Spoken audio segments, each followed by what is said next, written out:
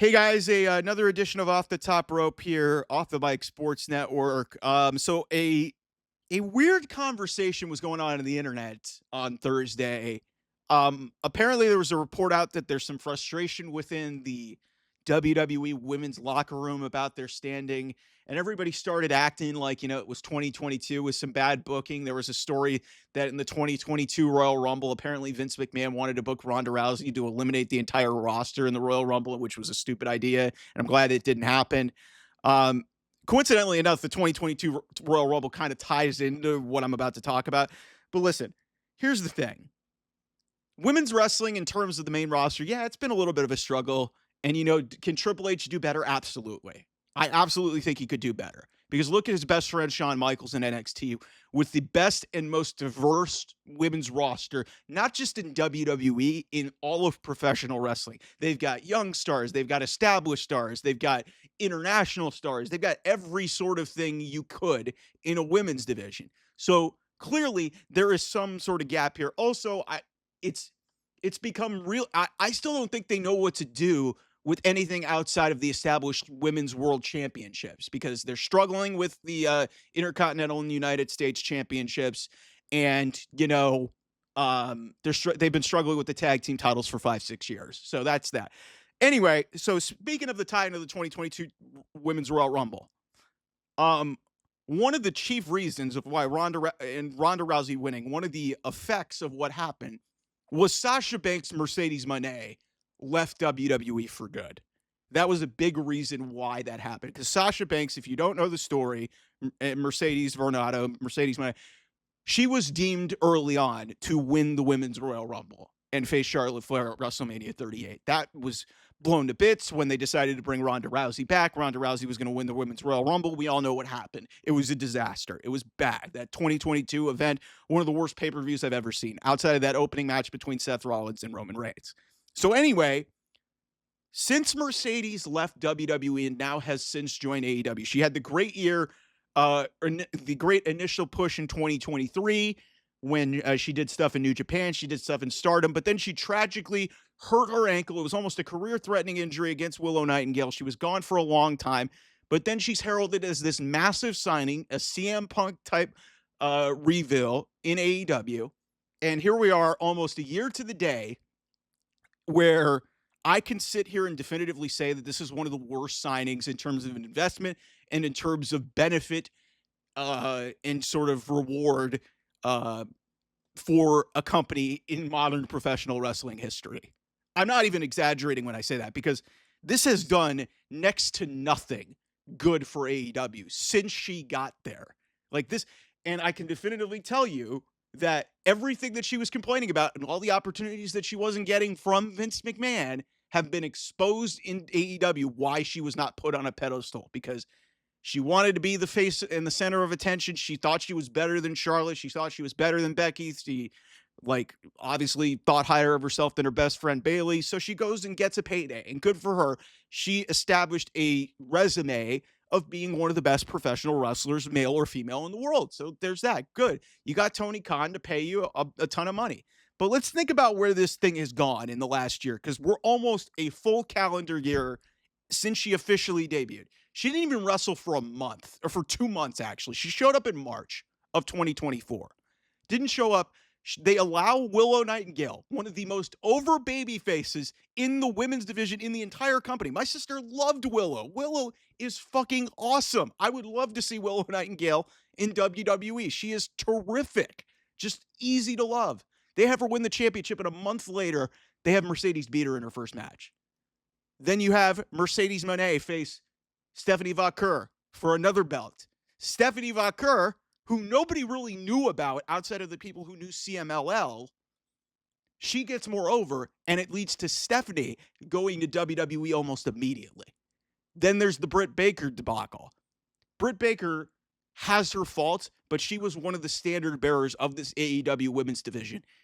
Even Mercedes, known to be a great wrestler and to get the best out of her opponents, she couldn't even get a good feud or a good match out of Britt Baker.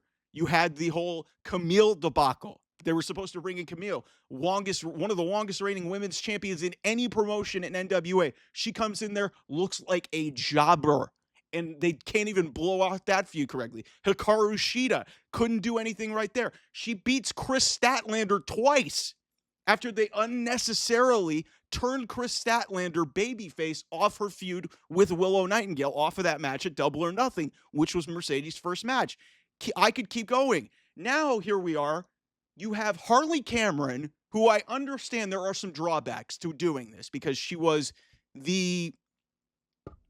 kind of green. She's kind of new. She's really new to this business, but she won a match. She's gotten over with her charisma and her ability to do ventriloquism and sing. And she's a very unique talent. And it would have been a good opportunity to make a start.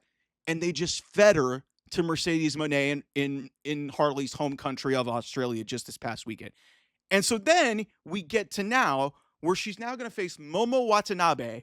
And listen, I'm not an expert on Japanese wrestling. I understand that she won a tournament to get a shot at any championship she wanted, but it was the most anticlimactic reveal. And that's your pay-per-view match. And we all know what's going to happen. Mercedes is going to win. So I say all of what I said in the chronological order of the last year. What has that benefited AEW? AEW's women's division was supposed to be better because they brought Mercedes Mone in. It is not. There's nobody left. She's holding a secondary TBS title, and she is not even the most over woman in her own division. Like, Toni Storm went there for almost the exact same reasons that Mercedes did. She was getting outcasted in WWE. They did not understand her. Phenomenal wrestler. She went there and rebuilt herself twice into the timeless Toni Storm gimmick, and now she is a 4-time women's champion. Yet Mercedes was brought in with more accolades, more bravado, more of this, this red carpet rollout, and just all of this, flash and substance to it, and it's led to nothing. It's led to nothing. The TBS title is in no better place than it was before. Like, remember the Jade Cargill run? Like, Jade Cargill, I say that she is better in WWE, even though she doesn't have the championship run that she did. At least Jade Cargill is getting more of a chance to showcase. She was beating a bunch of jobbers for 500 days with that TBS title. That's basically what this reign is for Mercedes. She's just beating a bunch of people, but these are established people in the division. You should be elevating the talent, and you should be elevating the division. And that's not what has happened. Because why else is Momo Watanabe coming in to do Revolution? Because there is nobody else left. She beat Willow. She beat Statlander. She beat Britt Baker. All that's left really is Mariah May, but they're both heels, and Toni Storm. The problem is they're both holding respective championships, and it doesn't really make any sense. So what would naturally make sense? Have Mercedes drop the title and have her face Toni Storm. Wouldn't that make sense? That's probably the biggest match that you could do right now, but no. Mercedes has to be the Hulk Hogan. Sister, that doesn't work for me. I'm not losing. And I like Mercedes, and on some level, I understand that all these wrestlers have egos, but this is ridiculous. If you're a homer and you think that she has elevated anything that AEW has done, that is bullshit. Okay? And a lot of this falls on her. A lot of this also falls on Tony Khan because he has just enabled this whole thing to go the way it has. If you had infrastructure and you had the ability to make these creative things and do certain things, maybe people would get over rather than you just feeding over talent to a wrestler. Because a lot of this is what Chris Jericho does. He just leeches onto people who are over and then beats them for his own gain. And I hate lumping Mercedes Mone with Chris Jericho, considering the state of... I used to respect both these people. And they've both completely fallen off since they went to the AEW. So it's just, man, she's all about herself, man. Mercedes is all about herself. Because if she really cared about what she has been telling the media since she got to AEW, by now she wouldn't have the TBS title. And maybe they're holding that until they get to Athena. But Athena is still holding the Ring of Honor championship, which, God bless her, nobody watches Ring of Honor, which is a shame because Athena is fucking awesome. But my God, it's a fucking nightmare, man. I don't get this. I don't get this place. I don't get how you how something like this could go so wrong, but you gave a talent who didn't need to have the ability to create, have their own creative, have their own writers, and this is what you get. The women's division stinks. And everybody wants to complain about the WWE women's division. At least you have an overstar like Rhea Ripley. And, Liv Morgan's gotten over in that feud. Liv Morgan's gotten elevated to the next level. Yeah, I'd like them to be, booking somebody like a Raquel Rodriguez better. But Io Sky's gotten over. Bailey has kind of gotten over. Like, everybody's mad that, this women's division is so bad. Look at fucking AEW, man. Seriously. The Megan Bayne Thunder Rosa thing from Wednesday Night's Dynamite is just a microcosm of how bad this division is. Thunder Rosa may be the next stage for Mercedes Mone. But even then, Thunder Rosa has been tossed around like used up garbage, basically, since she came back from her injury. So is anybody going to care? No, you've got to elevate talent, and they haven't done a good job of doing that. And a lot of that has to do with who's at the top. And the only person that's really done any benefit is Toni Storm. And she's the champion again because they didn't do anything with Mariah May. But hey, at least Mariah May mattered because of her arc with Toni Storm. Why can't Mercedes Moné do something like that? I don't understand it.